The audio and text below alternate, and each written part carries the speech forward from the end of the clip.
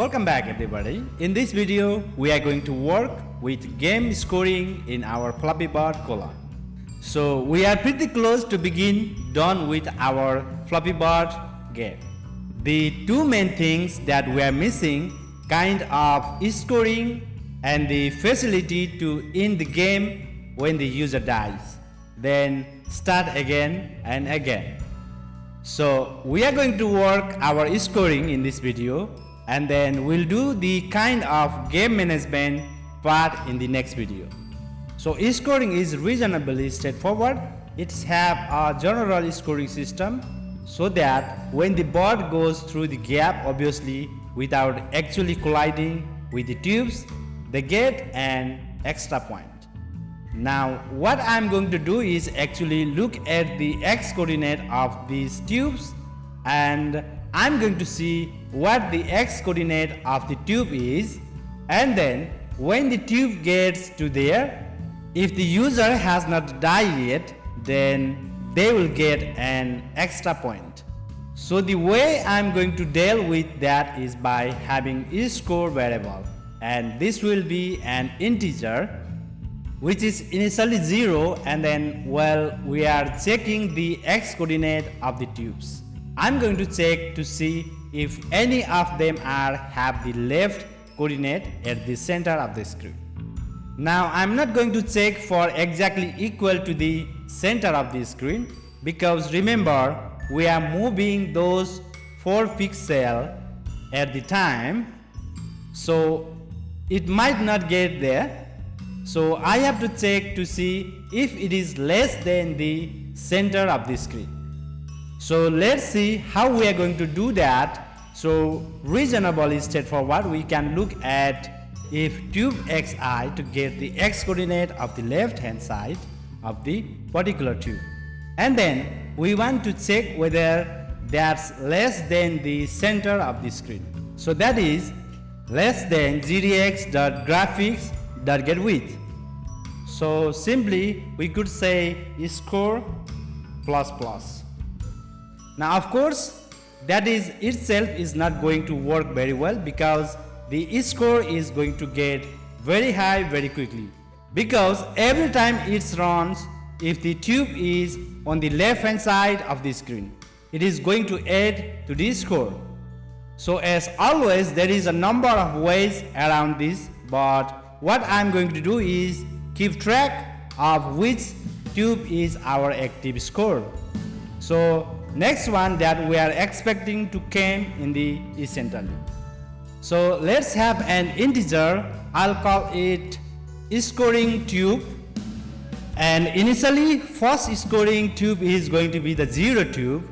So instead of checking all the tube, we only check for the next one, the scoring 1, and now we don't need to put in the loop either. So we'll add 1 to the score if that happens, and then we also add to scoring tube if it is less than 4, and scoring tube plus plus.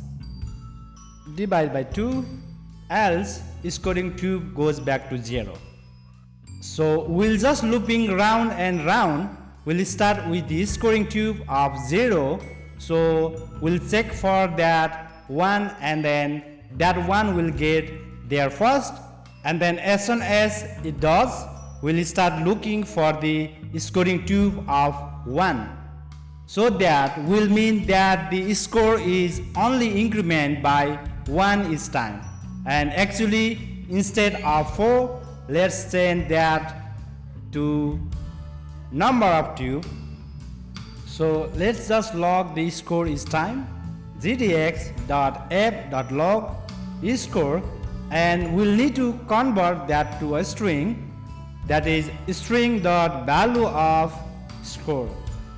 And a couple of quick fix in this code. We want to scoring tube to be less than the number of tubes minus 1, because scoring tube is going to 0, 1, 2, 3, 0, 1, 2, 3, etc. We don't want to be able to get to 4, because we don't have a 4th tube as it were. We have 0, 1, 2 and 3 tube.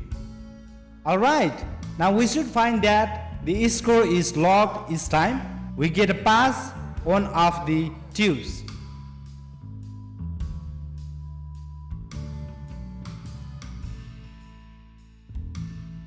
Great, so that's looking good. So in this video, I'm also going to show you how we can display the score in the screen. And then we'll finally look at the game over screen in the next video. So that is pretty straightforward.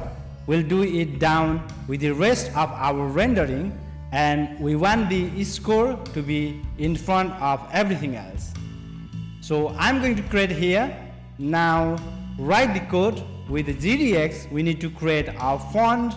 Now I'm going to just use the default font, but we do need to set that up, so we'll do that here.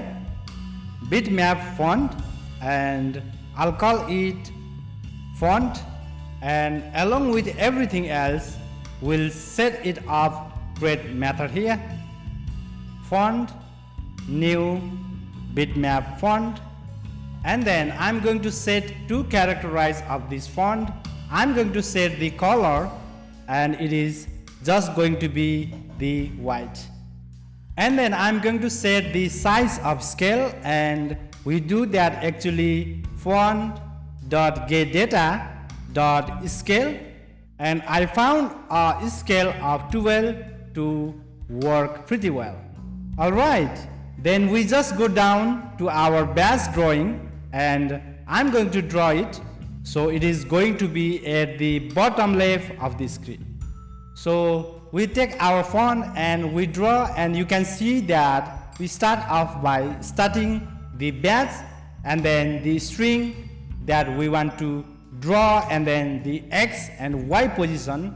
So the base, of course, is just the same base that we are using for everything else. Font draw base, and then we want to take the string dot value of score as the actual text that's going to go on the screen, and then I'm going to go for 100. So that should give us something at the bottom left of the screen. Alright, so we have created the bitmap font up here. We specify the size and color, and then we have actually drawn it down in the render method. So let's take a look. You can see our score number is there, but it is lower than we expect, and I think what is actually going on there is that the Y coordinate that we give here is actually the top left of the screen. So I'm going to increase that to 200 to give that a better look rather than having it on the bottom of the screen. So run it again. So there you go. So I like that position. We can now play the game and enjoy it. Well, it lasts because now we can play as long as we like, and whatever happens, we don't die. So that's what we are going to change it in the next video. We are going to enable collision detection to actually detect a collision. In that, it will end the game when the bot hits one of the tubes, and obviously give the user the opportunity to play again and again. Alright, so that's it for this video. I hope you enjoyed this video. Don't forget to like and subscribe my channel if you're not yet. Let me know if you have any question, and I'll see you guys in the next video. Thank you for watching. Take care, peace, and happy coding.